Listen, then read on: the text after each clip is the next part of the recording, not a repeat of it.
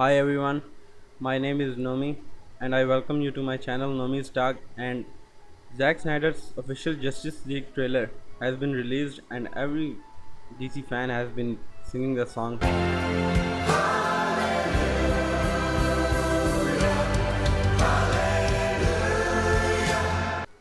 And today I am gonna be breaking down Zack Snyder's official Justice League trailer, and obviously I will be pointing out some of the details that even you might have not noticed. So without wasting any time, let's begin. Now the song that plays in the background is the official song of the Leonard Cohen, Hallelujah. And the song is very catchy with this trailer, and that is of course because every lyric of this song has been syncing with every shot that we are seeing in this trailer. Every lyric of this music is describing the situation that we are seeing in this trailer. The trailer starts with the shot of the OXS. Now, this is OXS, that this is the time when he was invading the earth for the first time. Now, we know, everybody know him with the name of the dark side, but that is his name in the future. But this is the scene of the present, and in that time his name was OXS. And that is the time when he first invaded earth alongside with his parademons and Steppenwolf. We can clearly see Omega Single upside down in his chest. Well, in this scene we can see Darkseid using a spear-like weapon. Well, I think this might be the anti-life Victorian. And the next shot is an alternate camera shot from the Batman vs Superman's ending. In this scene we can see a hole in Superman's chest, and we can also see that his blue suit has been destroyed by Doomsday. So that is why he is gonna be showing up in the whole Justice League movie in black suit. And in the next shot we can see rumbles of the Wayne Manor. Now this Wayne Manor has been converted into the Justice League headquarters. Now it is clear to us that in the future the Justice League is formed and also destroyed by the Darkseid and his next invasion. Now this is the extended version of the Batman's nightmare scene from the Batman vs Superman. And there are some of the details that are worth noticing. That first of all we can see the King Atlan's trident that belongs to the Aquaman now. And we can also see Diana's shield in this rumbles of the Wayne Manor. I mean Justice League headquarters. And we can also see a picture of Thomas Wayne in the Wayne Manor's rubbles. And we can see a little bit of shine on the S, which means after everything getting destroyed there is still hope, and which is also a reference to Superman's symbol S, which means hope. We can also see the Darkseid ships are stealing Earth's core magma, just like we saw in the DC's animated movie Justice League Apocalypse War. The Power Hub is own home planet known as Apocalypse, which is the home planet of the Darkseid and his army of parademons. And we can also see that Gotham City has been destroyed and an upside down Omega symbol carved into the ground. We can see a flying card of Joker, which is a reference to the Batman's animated movie Batman the Killing Joke, or it can be a reference to the DC's biggest villain Joker. In the next scene we can see an arrow. Now this is the arrow that Queen Hippolyta fired from the Themyscira to warn Diana about the upcoming invasion of the Darkseid. Now this is the ancient Greek temple where Diana learns everything about the Darkseid and his invasion on Earth. Zack Snyder also showed us the picture of this scene on his video account. This is also a warning to Diana that the Amazonian's mother box has been stolen by the Steppenwolf. Now this is the early footage of the trailers that we have seen before, and we can also see that Bruce Wayne is trying to learn Superman to resurrect him. And we can see some type of hologram of Superman in front of Bruce Wayne. And in the next shot we can see a red flag.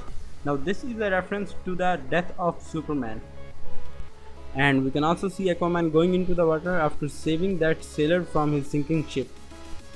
And in the next shot we can see Victor Stone playing rugby in his university, and of course he's winning. We can also see his mom cheering him with the audience.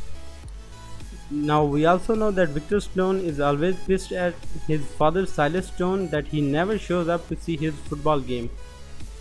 And this is the scene that shows us the backstory of the Victor Stone and how he transformed into the cyborg.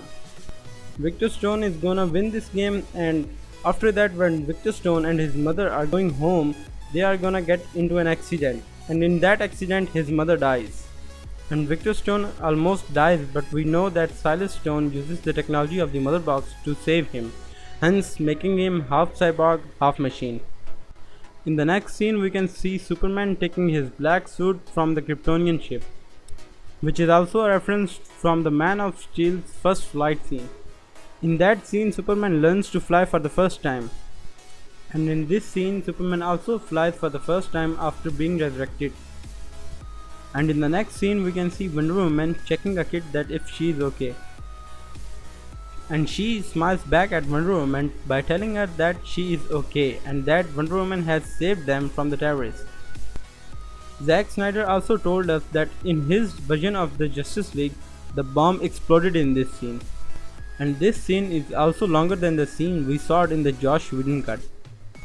And in the next scene, we can see Barry Allen saving Iris West from a car accident. This scene was released after the release of the Justice League movie, and it said that this scene is a deleted scene from the Justice League movie. In 2017, we can see in this deleted scene that VFX work was not finished, and in 2020 we can also see the VFX work is not finished. Well, if we get a closer look on the car and when it explodes, we can see that the VFX work is not finished. And we can also see a lot of hot dogs on the road, and that is because Iris hated a truck full loaded of hot dogs. And we can also see that Barry is not wearing any shoes or any kind of slippers. And some people were saying that because of that he is a speedster, he just burnt off his slippers or shoes. But in this scene we can see that is not the case, he was just not wearing any kind of slippers or shoes. And we can see here that Iris is shocked and surprised that Barry saves her from that car accident and that Barry is a speedster known as the Flash.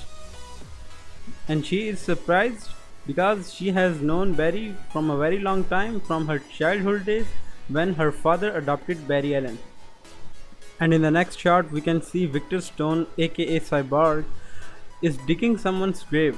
Now this is not Superman's grave, because the whole Justice League went together to dig Superman's grave, and Superman's grave was in Smallville.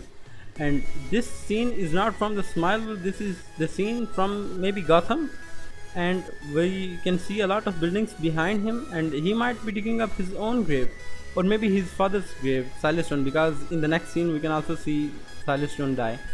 And the next shot, we have also seen this shot from the early trailers, and the Batman is standing over the GCPD where he comes to talk to the Commissioner Gordon. And in the next shot we can see Martha Kent visiting Lois Lane in her apartment. And we know that Zack Snyder confirmed that this is not Martha Kent. Now this is the Martian Manhunter in disguise of the Martha Kent to meet Lois.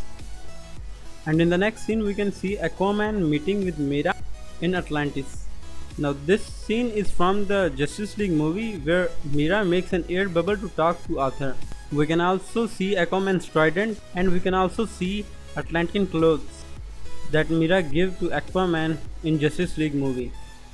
And we can also see a sea crab type creature. And we can also see Aquaman rejecting his responsibility that Mera gave him of defeating Steppenwolf and saving Earth. And that is because he rejects the Atlantean clothes that Mera is giving in this scene to him, and he also rejects his mother's own trident.